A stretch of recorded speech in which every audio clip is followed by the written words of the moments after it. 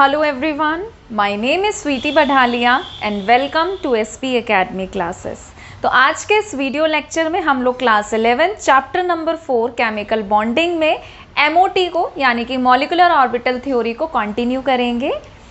Last video lecture में हम लोगों ने MOT के मॉलिक्यूलर ऑर्बिटल थ्योरी की पोस्टुलेट्स डिस्कस की थी कि ये थ्योरी क्या क्या बताती है कि किस तरीके से अलग अलग एटम्स के एटॉमिक ऑर्बिटल कंबाइन होते हैं और वो मॉलिक्यूलर फॉर्म में या मॉलिक्यूलर ऑर्बिटल्स जो हैं वो अराइज करते हैं। ठीक है, आप सभी को ये बात पता है। क्या बात पता है? देखिए, जो MOT है ये बहुत बच्चों के लिए थोड़ा सा डिफ़िकल्ट पड़ जाता है समझना, जबकि ये इतना डिफ़िकल्ट थ्योरी होती नहीं है। तो हम कोशिश करेंगे कि इसको इजी से इजी तरीके से समझने की। ठीक है, तो मैं इसको आपको थोड़े से अलग तरीके से एक्सप्लेन करने की कोशिश करूंगी।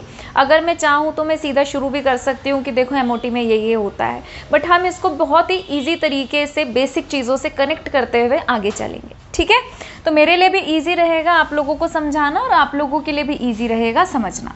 हमें ना ये बात पता है, क्या पता है कि जैसे मान लो मुझे बनाना है हाइड्रोजन मॉलिक्यूल। ठीक है, मुझे बनाना है हाइड्रोजन मॉलिक्यूल। तो जाहिर सी बात है, अगर हम बैठकर इस चीज़ को सोचें कि हाइड्रोजन मॉलिक्यूल कैसे बनता है, तो वो दो हाइड्रोजन के एटम के कंबाइन होने से बनता है ना। जब दो हाइड्रोजन के एटम आपस में कंबाइन करते हैं तो हम लिख देते हैं कि दो एटम आपस में जुड़े और उन्होंने H2 का एक मॉलिक्यूल बना लिया, है ना। तो ये तो हो गई हमारी सिंबॉलिक फॉर्म कि हमने सिंबल की फॉर्म में उसको रिप्रेजेंट कर दिया। अगर मैं कहूँ कि देखो मुझे इसको डायग्राम के अकॉर्डिंग बनाना है, तो हमें जितनी केमिस्ट्री आती है हम उसके अकॉर्डिंग क्या करेंगे, हम कहेंगे हाइड्रोजन है, इसका एक एटम है, दूसरे एटम के साथ कंबाइन कर रहा है और ये दो एटम आपस में जुड़ रहे हैं और ये बना रहे हैं H2 मॉलिक्यूल।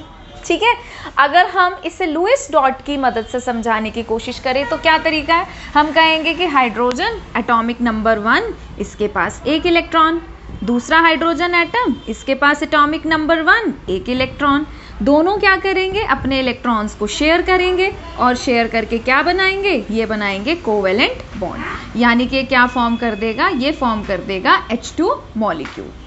ठीक है, क्लियर है इतनी बात। तो अलग अलग तरीके हैं चीज़ों को समझने के। अब क्योंकि हम क्लास 11th में आ गए हैं तो हमें इससे एक स्टेप आगे समझना है। तो अगर हम जाएं कि इससे आगे का एक स्टेप क्या है, तो अब हम यहाँ पर जो मदद लेते हैं वो हम लेते हैं LCAO की। अब LCAO क्या है?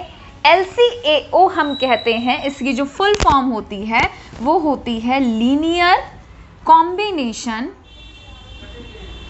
Of atomic orbital. ठीक है, आप इसे नोट कर लीजिए, मैं एक बार मार्कर में इंक डाल लेती हूँ, उसके बाद है ना हम लोग आगे कंटिन्यू करते हैं। ठीक है, नोट करिए इसे। ठीक है, तो चलिए आगे बढ़ते हैं। अब हम लोग ये देखेंगे कि LCAO क्या है। LCAO जस्ट एक मेथड है, एक तरीका है जो हमें ये बताता है कि ऑर्बिटल्स कैसे फॉर्म होते हैं। ठीक है, तो देखिए क्या है, अगर मैं बात करूं हाइड्रोजन एटम की तो इसका एटॉमिक नंबर होता है 1। अब अगर मैं बोलूं कि ठीक है इसके पास एक इलेक्ट्रॉन तो है, बट वो एक इलेक्ट्रॉन इसके कौन से ऑर्बिटल में है, S में है, P में है, D में है कि F में है, तो आप कहेंगे कि वो एक इलेक्ट्रॉन इसका किस में है, 1s ऑर्बिटल के अंदर है। ठीक है, S इसका ऑर्बिटल है, 1 नंबर जो है ये आगे वाला, ये क्या बता रहा है, इसका प्रिंसिपल क्वांटम नंबर यानी कि शेल के बारे में बता रहा है कि ये इलेक्ट्रॉन पहली शेल में है, और जो ऊपर हमने एक नंबर लिखा है ये क्या बता रहा है कि इसमें एक इलेक्ट्रॉन प्रेजेंट है, नंबर ऑफ इलेक्ट्रॉन। ठीक है, अब अगर मैं दूसरे हाइड्रोजन एटम की बात करूं तो उसके साथ भी सेम यही कहानी है कि इसका भी एटॉमिक नंबर 1 है और इसका भी जो एक इलेक्ट्रॉन है वो 1s ऑर्बिटल के अंदर प्रेजेंट है। ठीक है, अब अगर आप ध्यान से सोचें, हमारे पास जो ऑर्बिटल्स होते हैं S, P, D, F, S की शेप कैसी होती है, स्फेरिकली सिमेट्रिकल, P की शेप कैसी होती है, डम्बेल, और D की शेप कैसी होती है, डबल डम्बेल। ठीक है, तो अगर मैं S ऑर्बिटल बनाऊं तो S ऑर्बिटल कैसा बनेगा, सिमेट्रिकल, ये वाला S ऑर्बिटल भी कैसा बनेगा, सिमेट्रिकल।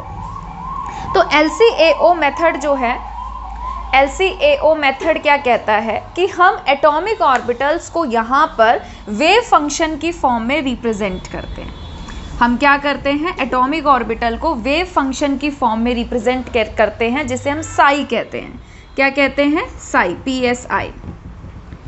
तो LCAO मेथड ये तरीका हमें ये कहता है कि जब हम, ऑब्वियस सी बात है कि मॉलिक्यूल कैसे बन रहा है, एटम के जुड़ने से।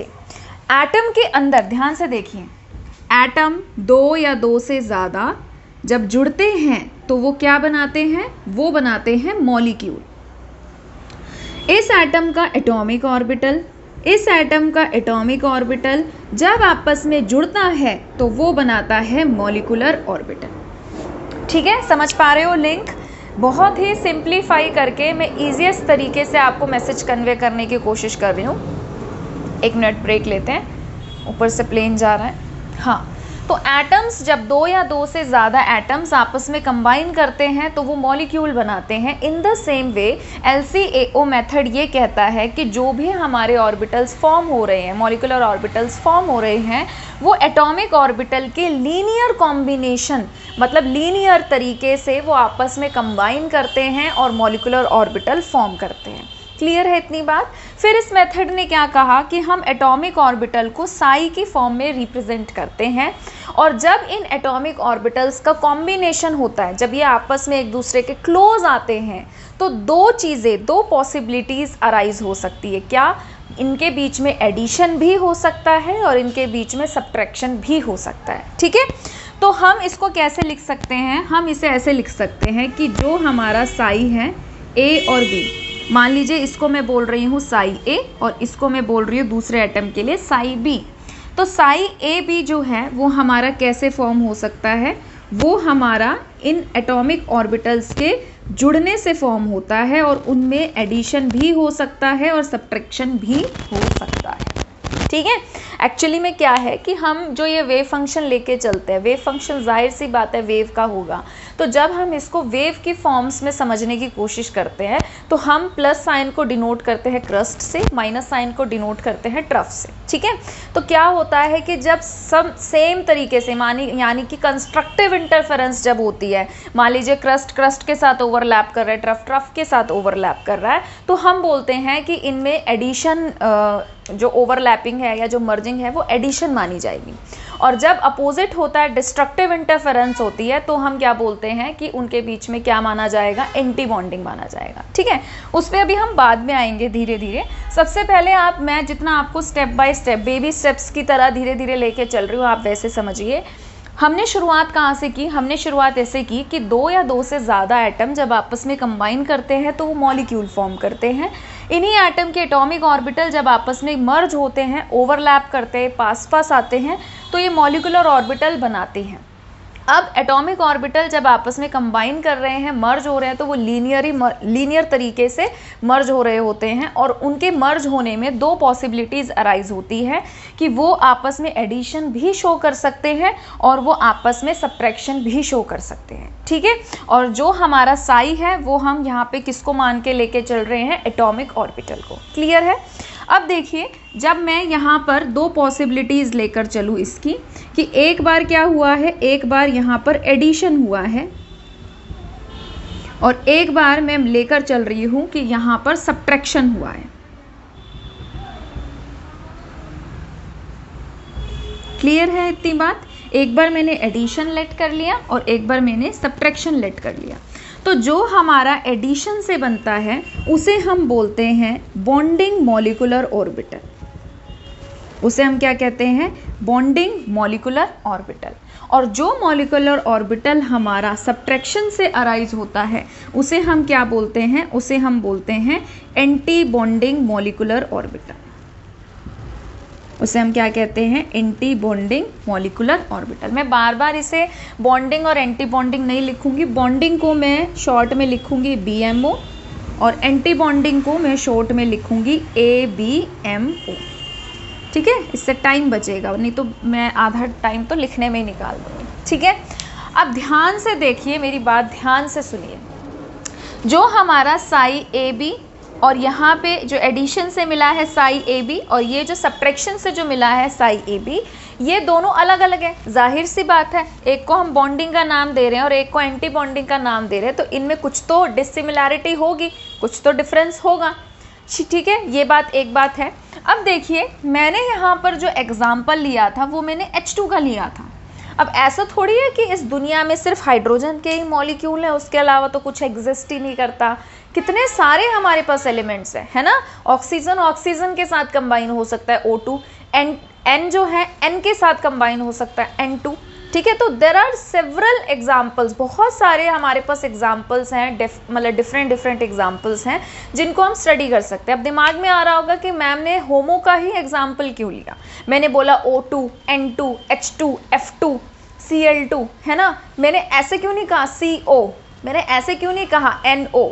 तो ये भी बनते हैं, NO हो गया, CO हो गया, इनके भी मॉलिक्यूलर ऑर्बिटल डायग्राम्स बनते हैं, बट वो हम क्लास 11th में नहीं पढ़ाते, क्योंकि अभी आप यही चीज़ पहली बार पढ़ रहे होते हो। तो हम आपको मतलब डायटॉमिक पढ़ा रहे होते हैं, और डायटॉमिक में भी हम होमो पढ़ा रहे होते हैं, लाइक सेम एटम वाले, ठीक है, N2, O2 इस तरीके से। CO, NO ये भी आप पढ़ते हो, बट ये आप हायर क्लासेस में BSc वगैरह में जाके पढ़ते हो, ठीक है।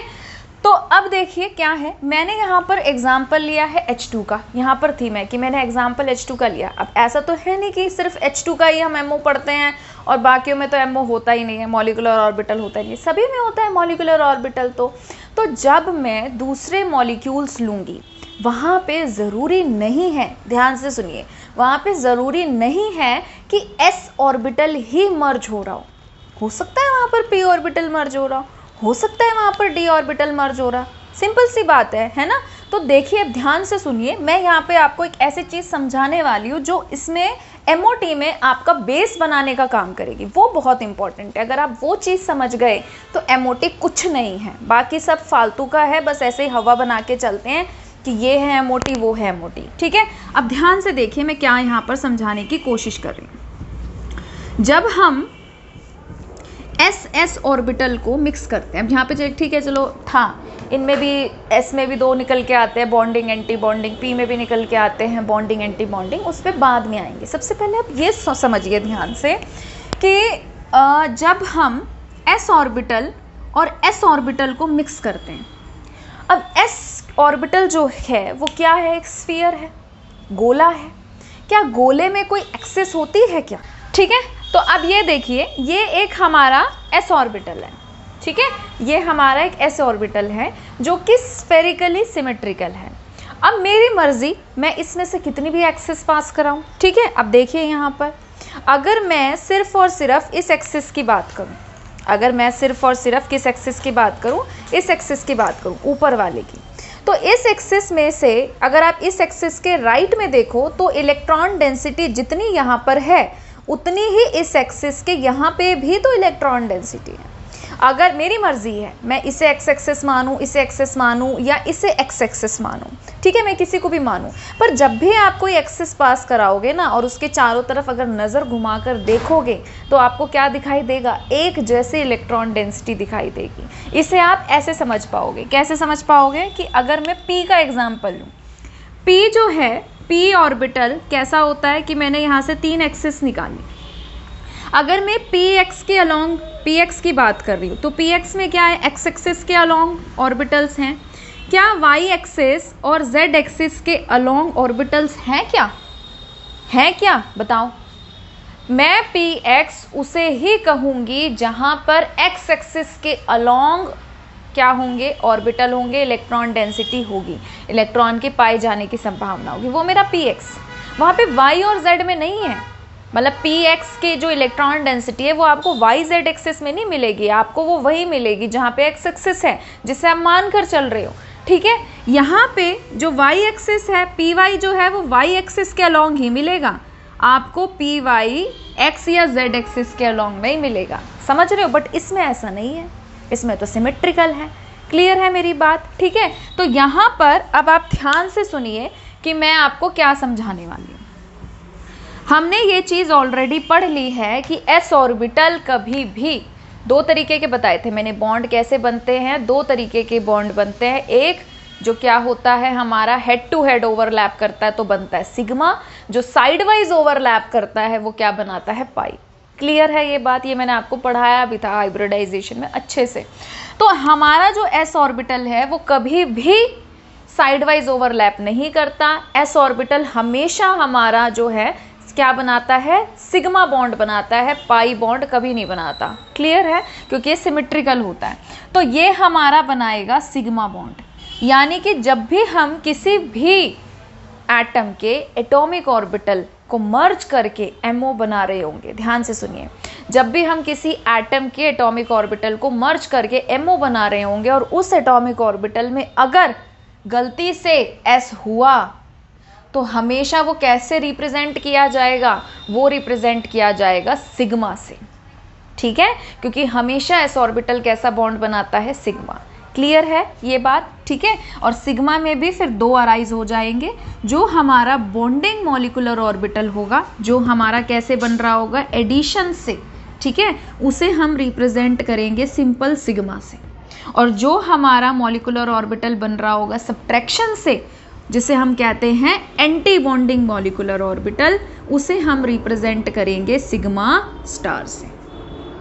ठीक है, मैं चाहती तो मैं यहाँ पे भी बोल देती कि ये सिग्मा स्टार, बट सिग्मा और सिग्मा स्टार तो सिर्फ SK में बनता है। क्लियर है ये बात, ठीक है। अब आइए कि मतलब मेरे कहने का मतलब क्या है यहाँ पर कि सिग्मा और सिग्मा स्टार जो है ये S ने बनाया। अब ज़रूरी थोड़ी ना कि P भी हमेशा, जो P के मैंने 3 ऑर्बिटल बनाए X, Y, Z, कि वो हमेशा सिग्मा ही बनाएंगे।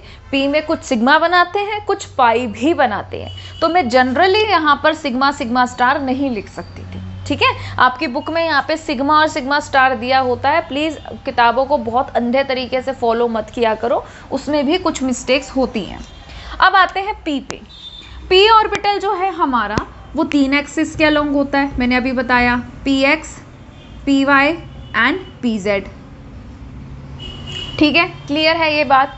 अगर मैं बात करूं PX की, हम PX को PZ हम जो है इंटरन्यूक्लियर एक्सिस मान के चलते हैं। इसे आप XY या इसको आप X और इसको Y मान सकते हो, जैसे आपको मानना है। ठीक है, तो इंटरन्यूक्लियर एक्सिस हम PZ को लेकर चलते हैं फॉर द सिंप्लिसिटी। अब यहाँ पर अगर 2 PZ जो हैं वो आपस में मर्ज हो रहे हैं, तो इसका हेड इसके हेड के साथ मर्ज हो रहा है ना। ये कैसे मर्ज होगा, ये ऐसे मर्ज होगा। तो जब हेड टू हेड आपस में मिक्स होता है तो वो कैसा बॉन्ड बनाता है, वो बनाता है सिग्मा। यानी कि ये बात आप अच्छे से लिख लो, क्या साइड में लिखते चलो। S हमेशा कैसा बनाएगा, सिग्मा और सिग्मा स्टार। PZ हमेशा, अब S कोई भी हो सकता है, 1S, 2S, 3S, 4S, 5S, 6S, 7S, कुछ भी। ठीक है, PZ की बात करते हैं। PZ हमेशा हमारा कैसा बनाएगा, सिग्मा और सिग्मा स्टार, क्योंकि इसमें भी कैसी ओवरलैपिंग होती है, इसमें होती है हेड टू हेड ओवरलैपिंग। ठीक है, अब ये आपका कुछ भी हो सकता है, PZ, 2PZ, 3PZ, 4PZ, 5PZ, 6PZ। Clear है। अब आते हैं हम P के PX पे आते हैं। PX मान लीजिए हमने इसको माना है, ये X एक्सिस के अलोंग है। ठीक है, ये X एक्सिस के अलोंग है, दिस इज आर PX, और ये दूसरे PX के साथ मर्ज हो रहा है, वो भी अलोंग द X एक्सिस है। ठीक है, अब ये क्या कर रहे हैं, ये साइड वाइज मिक्स हो रहे हैं, साइड वाइज ओवरलैप करेंगे। और अगर ये साइड वाइज ओवरलैप कर रहे हैं, इट मीन्स ये कैसा बॉन्ड बना रहे हैं, पाई। ये कैसा बॉन्ड बना रहे हैं, पाई। तो यानी कि जो हमारा PX है, PX हमेशा हमारा कैसा बनाएगा, ये हमारा बनाएगा पाई। अब पाई अगर बॉन्डिंग में है, मतलब एडिशन वाला है, तो हम उसे लिखेंगे पाई। अगर हमारा सब्ट्रैक्शन वाला है, यानी कि एंटी बॉन्डिंग है, हम उसे लिखेंगे पाई स्टार। ठीक है, PY जो है, PY में भी सेम ऐसा होता है। अब इसको हमने ऐसे दिखाया, PY में आप टेढ़ा तिरछा दिखा सकते हो। मेरे पास स्पेस नहीं है तो मैं यहाँ पे बना दूँ साइड में छोटा सा, जैसे ये PY है और ये PY है, ये आपस में मर्ज हो रहे हैं। और PY जो है ये भी साइड वाइज ओवरलैप करके कैसा बनाता है, पाई बॉन्ड। तो PY भी हमारा साइड वाइज ओवरलैप करता है, इसलिए इसका भी क्या रहेगा, पाई और पाई स्टार। ठीक है, एक बार आप ध्यान से देखिए यहाँ पर, जैसे कि मान लीजिए हमारे पास ये था, ये हमारा क्या है, दिस इज आर, इसको देख सकते हो आप, एक्सिस में देख सकते हो कि ये मेरी PZ एक्सिस है, सिर्फ एक्सिस देखिए, ये मेरा Z एक्सिस है, ये X एक्सिस है और ये Y एक्सिस है। 3D में दिखाई दे रही है, 3 एक्सिस है ना। तो जब PZ और PZ इनका हेड टू हेड ओवरलैप हुआ तो सिग्मा बना, X और X में साइडवाइज ओवरलैप हुआ, पाई बॉन्ड बना, और Y ऐसे है, ये X है, ये Y है, Y में इस तरीके से साइड बाय साइड मर्जिंग हुई तो वो भी क्या बना रहा है, पाई। क्लियर है? ये बात अगर आपको समझ में आ गई, जेन्युइनली अगर आपको ये बात समझ में आ गई सही तरीके से कि कैसे S हमारा सिग्मा बनाता है, PZ हमारा हेड टू हेड ओवरलैप करके सिग्मा बनाता है, PX और PY हमारे जो हैं वो साइड वाइज ओवरलैप करते हैं और पाई बनाते हैं, अगर आपको ये बात समझ में आ गई, इट मीन्स आप MOT सीख गए।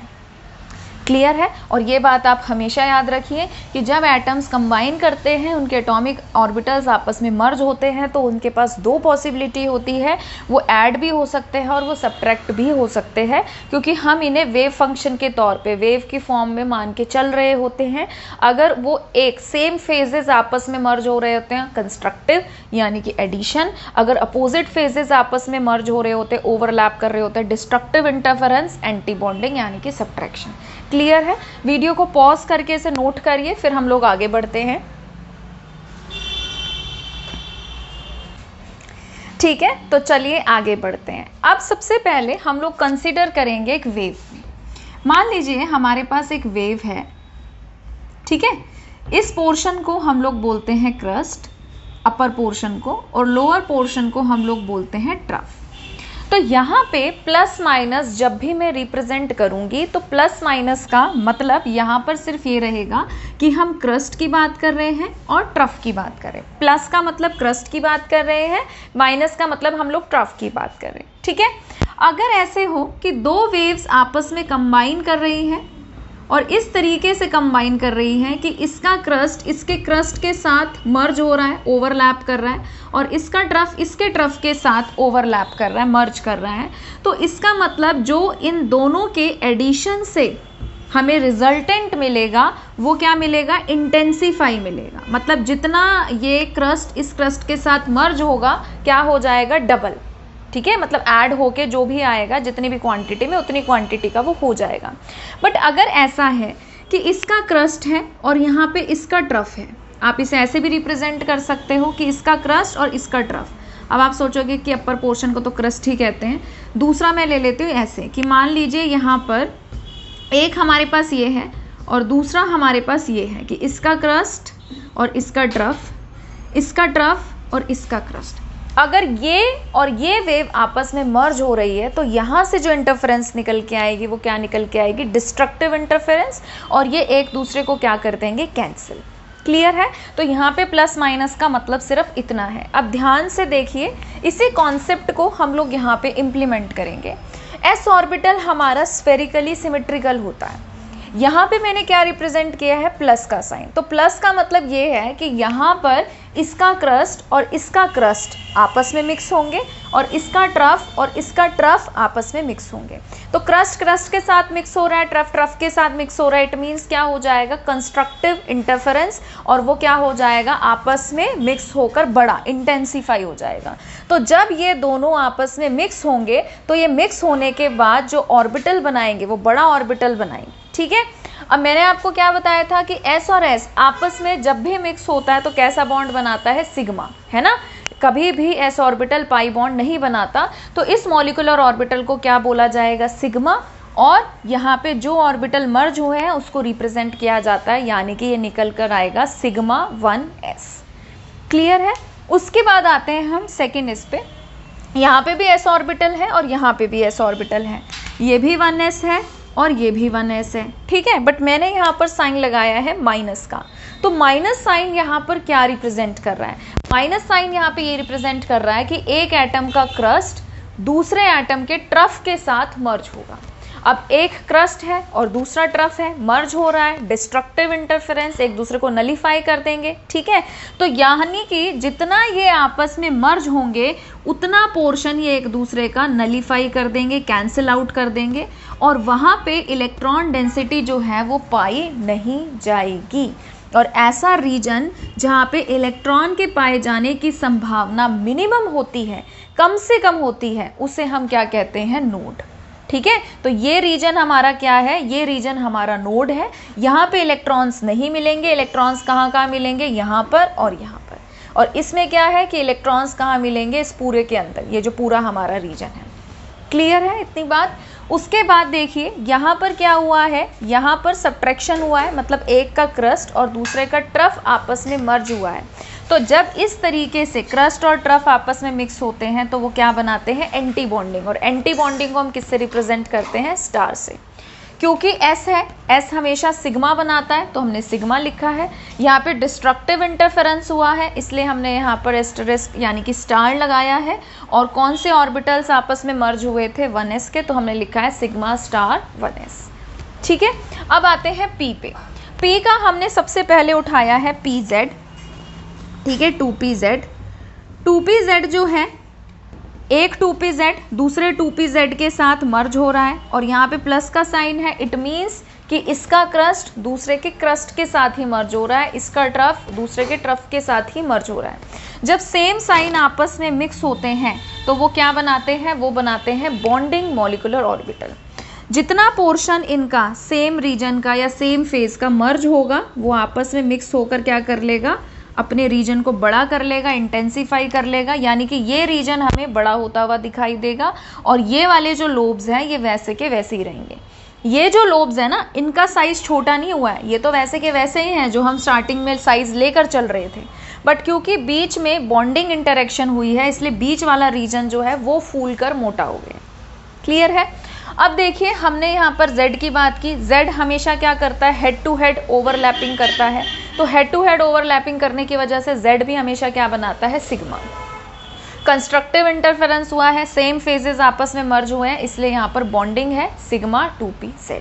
ठीक है, फिर उसके बाद आते हैं हम एंटी बॉन्डिंग पे। ये भी 2pz है, ये भी 2pz है, बट यहाँ पर हमने क्या साइन लगाया है, माइनस का। माइनस का मतलब क्या है, डिस्ट्रक्टिव इंटरफेरेंस।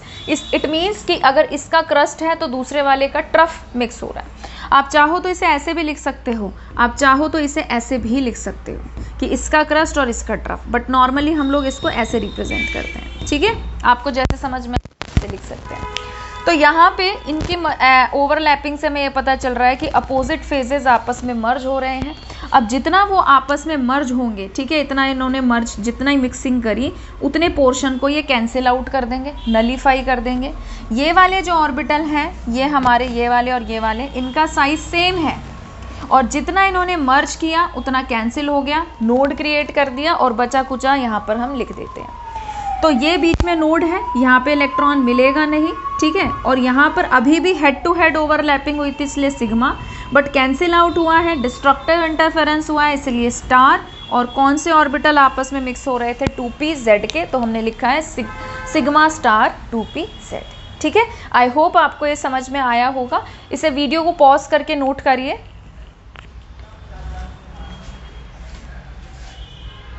ठीक है, तो चलिए आगे बढ़ते हैं। अब देखिए जो हमारा px होता है और py होता है, इनका सेम ही पैटर्न होता है। px जो है इस तरीके से साइड वाइज ओवरलैप करता है और py जो है वो इस तरीके से साइड वाइज ओवरलैप करता है। ठीक है, तो दोनों का सेम ही तरीका चलता है। एक 2px लिया और एक दूसरा भी 2px लिया, दोनों आपस में साइड वाइज मर्ज हो रहे हैं, साइड वाइज ओवरलैप कर रहे हैं। तो इतनी तो जाहिर सी बात है कि अगर साइड वाइज ओवरलैप कर रहे हैं तो कैसा बॉन्ड बनाएंगे, पाई। अब पाई में भी बॉन्डिंग बन रहा है कि एंटी बॉन्डिंग बन रहा है, वो डिसाइड करेगा कि उसमें एडिशन हो रहा है कि सब्ट्रैक्शन हो रहा है। अगर आपस में सेम फेज मर्ज हो रहे हैं तो इसका मतलब क्या है, सेम फेज मर्ज होने पे वो कैसा बनाएगा, बॉन्डिंग का। ठीक है, तो यहाँ पे क्या होगा कि ये प्लस और ये प्लस आपस में मर्ज होके मिक्स हो जाएगा और ये बना लेगा एक इलेक्ट्रॉन डेंसिटी क्लाउड, एक ऑर्बिटल। और ये नेगेटिव और नेगेटिव वाला, ट्रफ और ट्रफ वाला आपस में मर्ज होके बना लेगा बिलो द प्लेन। तो एक बन गया अबव द प्लेन और एक बन गया बिलो द प्लेन। ठीक है, तो यहाँ पे साइड वाइज ओवरलैपिंग हुई है इसलिए पाई, और किसने आपस में मिक्सिंग करी है, 2px ने, तो हमने लिख दिया पाई 2px। क्लियर है। उसके बाद आते हैं हम इस पर, यहाँ पे क्या है, माइनस का साइन। माइनस का साइन मतलब क्या है, डिस्ट्रक्टिव इंटरफेरेंस। अगर एक का क्रस्ट है तो दूसरे का ट्रफ, अगर इसका ट्रफ है तो इसका क्रस्ट। ठीक है, तो यहाँ पे अपोजिट साइंस जब मर्ज हो रहे हैं तो मर्ज होने की वजह से क्या हो रहा है, जितना पोर्शन वो आपस में मर्ज करेंगे, मिक्स करेंगे, उतने पोर्शन को वो नलीफाई कर देंगे। कहने का मतलब क्या है, जो मैंने यहाँ पर लोब लिखा है, ये अगर मान लो ऐसे लोब है तो इतना पोर्शन जो है इसका वो कैंसिल हो गया है और इतने पोर्शन को हमने बस ऐसे कर कर यहाँ पर लिखा है। समझ रहे हैं, तो ये वाला पोर्शन ये है। तो जितना इसने मिक्स किया था साइड वाइज, ठीक है, उतना नलीफाई कर दिया, कैंसिल कर दिया, बीच में नोड आ गया। तो इस तरीके से हम इनके लोब्स को दिखाते हैं। साइड वाइज ओवरलैपिंग हुई है इसीलिए पाई। अपोजिट चार्जेस अपोजिट फेजेस ने ओवरलैप किया है इसलिए एंटी बॉन्डिंग यानी कि स्टार। और कौन से ऑर्बिटल थे? 2px के थे, तो हमने लिखा है पाई स्टार 2px। ठीक है, इसी तरीके से y रहेगा, y भी क्या करेगा? पाई 2py और पाई स्टार 2py जो है मॉलिक्यूलर ऑर्बिटल बनाता है। वीडियो को पॉज करके इसे नोट करिए प्लीज।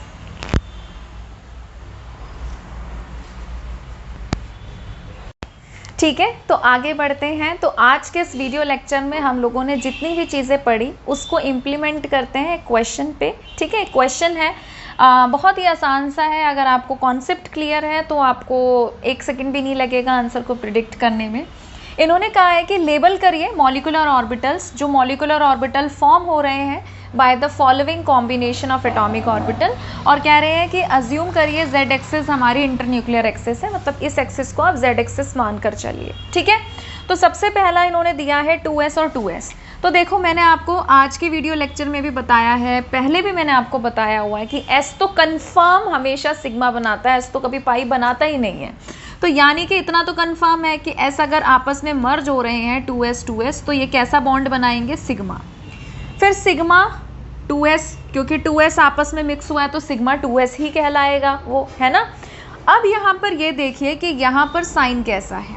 अगर एडिशन है कंस्ट्रक्टिव है यानी कि बॉन्डिंग, और अगर माइनस है यानी कि डिस्ट्रक्टिव एंटी बॉन्डिंग, तो एंटी बॉन्डिंग में स्टार लगाते हैं। ऐसे याद कर लो, माइनस में स्टार आता है और जहाँ प्लस है वहाँ स्टार नहीं आता। तो यहाँ पर बॉन्डिंग है यानी कि यहाँ पर स्टार नहीं आएगा, सिग्मा 2s। 2px में चलते हैं। 2px इस तरीके से ओवरलैपिंग करता है और ये बनाता है पाई बॉन्ड, है ना। यहाँ पे माइनस का साइन है, माइनस मतलब अपोजिट फेसेस आपस में मर्ज हो रहे हैं यानी कि एंटी बॉन्डिंग बन रहा है, पाई स्टार और किसका? 2px का। ठीक है, आसान है ना। उसके बाद आगे बढ़ते हैं 2pz। z का हमें पता है, z हमेशा क्या करता है? हेड टू हेड ओवरलैप करता है यानी कि सिग्मा बनाता है, तो सिग्मा 2pz हो गया। अब यहाँ पे प्लस का साइन है, प्लस का मतलब क्या है? कंस्ट्रक्टिव इंटरफेरेंस, बॉन्डिंग है, तो यहाँ पर स्टार नहीं आएगा। आगे बढ़ते हैं 1s और 1s। कह रहे हैं 1s और 1s मर्ज हो रहा है, s हमेशा सिग्मा बनाता है और यहाँ पर माइनस का साइन लगा दिया, मतलब कि अपोजिट फेजेस मर्ज हुए हैं यानी कि नोड आएगा यहाँ पर, तो हम लगाएंगे सिग्मा स्टार। ठीक है, उसके बाद 2py इस तरीके से होता है, below the plane above the plane, below the plane above the plane. तो ये भी साइड वाइज ओवरलैप करता है यानी कि ये भी पाई बॉन्ड बनाता है। ठीक है, अब ये चेक कर लो यहाँ पे प्लस है कि माइनस। प्लस है मतलब कि बॉन्डिंग बना रहा है, तो स्टार नहीं आएगा। ठीक है, आई होप आपको आज के जो टॉपिक हम लोगों ने पढ़ा है वो समझ में आया हो। इस क्वेश्चन से भी आपको थोड़ा सा कॉन्फिडेंस आएगा कि हाँ, हम क्वेश्चन कर पा रहे हैं या हम टॉपिक समझ गए हैं। ठीक है, तो आज के लिए इतना ही। और अगर आपको आज का वीडियो पसंद आया है तो प्लीज़ इसे लाइक करिए, शेयर करिए, चैनल को सब्सक्राइब करिए। जल्दी मिलेंगे एक नए वीडियो के साथ। अपना ध्यान रखिए। Thank you.